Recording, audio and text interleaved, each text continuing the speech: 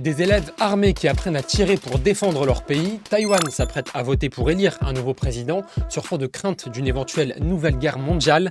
Et si on prenait 5 minutes pour parler ensemble de ce qui se passe à Taïwan. Salut à tous, on est le vendredi 12 janvier et bienvenue dans C'est quoi l'info?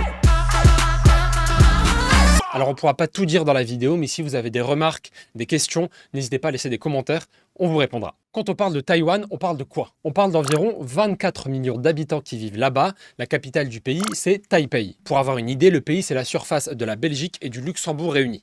Et c'est où Taïwan? Taïwan, c'est ici, en Asie, à côté de l'océan Pacifique. C'est une île que certains appellent aussi Formose. Taïwan est pris entre la mer de Chine orientale, la mer de Chine méridionale et la Chine, le pays. Donc on le voit tout de suite par sa situation géographique, Taïwan et la Chine sont liés.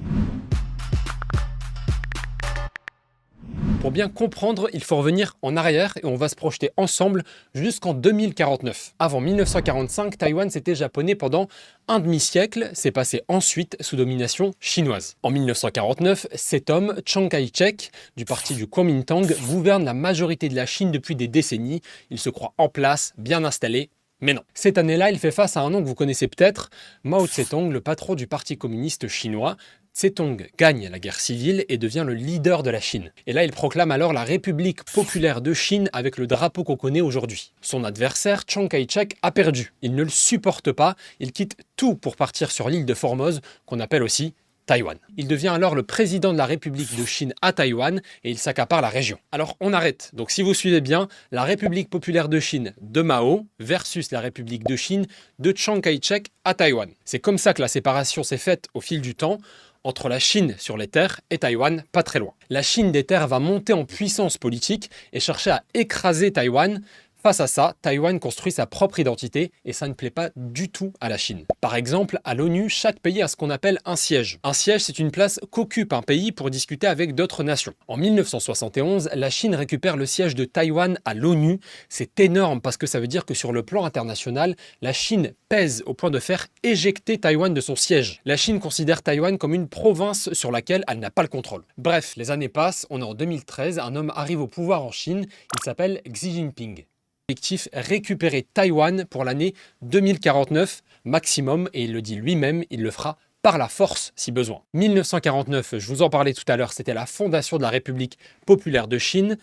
2049, 100 ans après, son but de prendre Taïwan pour avoir une Chine réunifiée. 祖国统一是历史必然，两岸同胞要携手同心，共享民族复兴的伟大荣光。 La Chine, c'est 1,4 milliard d'habitants, la deuxième plus grande puissance économique mondiale. Du coup, vous me direz, pourquoi est-ce qu'ils veulent s'emparer d'un tout petit pays de 24 millions d'habitants? Le truc, c'est que Taïwan a pas mal de puissance à plusieurs niveaux. Richesse économique déjà. Taïwan est essentiel à la fabrication de puces et de ce qu'on appelle les semi-conducteurs, indispensables pour fabriquer les smartphones notamment. Taïwan intéresse aussi la Chine par sa position très stratégique. Regardez cette carte. À côté de la Chine, il y a une série d'îles avec notamment le Japon, les Philippines et Taïwan. Pour la Chine, ces îles bloquent un passage libre vers l'océan Pacifique, donc s'emparer de Taïwan pourrait les aider niveau commerce. Taïwan est une des démocraties les plus respectées au monde selon plusieurs classements et la Chine ne veut pas que Taïwan lui fasse de l'ombre. Mais le problème, c'est que Taïwan est de plus en plus seul, très peu de pays le reconnaissent. En fait, pour s'emparer de Taïwan, la Chine fait pression auprès de tous les pays pour qu'ils arrêtent d'avoir des relations avec eux. L'influence de la première puissance mondiale pourrait tout changer, et je parle là des États-Unis. Le président américain Joe Biden ne cache pas sa position, il assume vouloir défendre Taïwan si demain la Chine vient les attaquer. La deuxième puissance mondiale, la Chine versus la première puissance mondiale, les États-Unis, ça voudrait dire que tous les pays dans le monde seraient amenés à prendre parti, à donner leur avis et potentiellement participer à ce qui pourrait ressembler dans le pire des cas, à une troisième guerre mondiale. À Taïwan, pour C'est quoi l'info, on a demandé à des collégiens ce qu'ils pensaient de la Chine.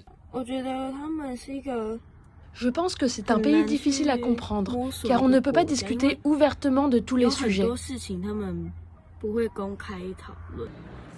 Est-ce que tu as peur de la Chine? Je ne sais pas ce qu'elle a peur. Je n'ai pas peur du tout.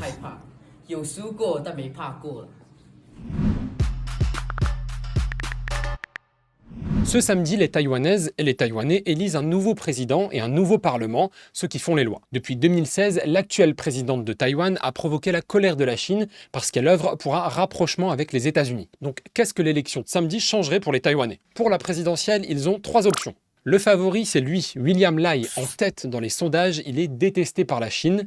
C'est l'actuel vice-président du pays et il refuse toute collaboration avec la Chine. Ses concurrents sont Hu Yui, qui lui est qualifié de pro-Chine par beaucoup. Il y a aussi Ko Wen-je, qui voit Taïwan comme un intermédiaire entre la Chine et les USA. Si tous les deux sont plutôt pro-Chine, aucun des deux ne va prononcer le mot qui fâche, réunification. Parce que seulement 5% de la population de Taïwan est pour une réintégration à la Chine. Bref, les résultats, c'est ce samedi à Taïwan. La présidentielle là-bas se déroule en un seul tour. Merci beaucoup d'avoir regardé la vidéo jusqu'au bout. Si vous voulez liker, partager, n'hésitez pas. Merci à notre fantastique journaliste Lucie Rivière pour son aide sur le sujet qu'elle connaît bien.